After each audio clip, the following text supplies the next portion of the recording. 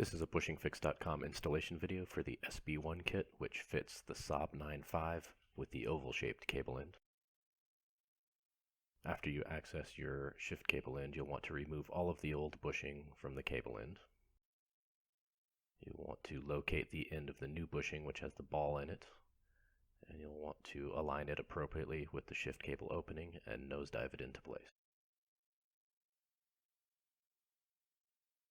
Once that's done, you'll push down on the bushing with your thumb and use a flathead screwdriver to depress both of the ears on the bushing.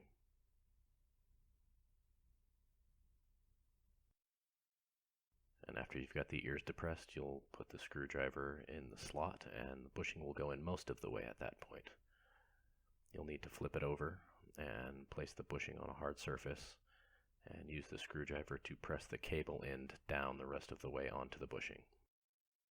And you can tell when that's complete because both ears will be expanded into place.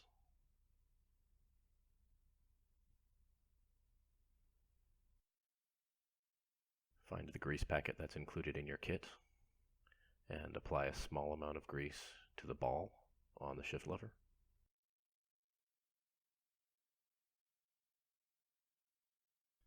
And then snap the bushing into place, and that's it, you're done.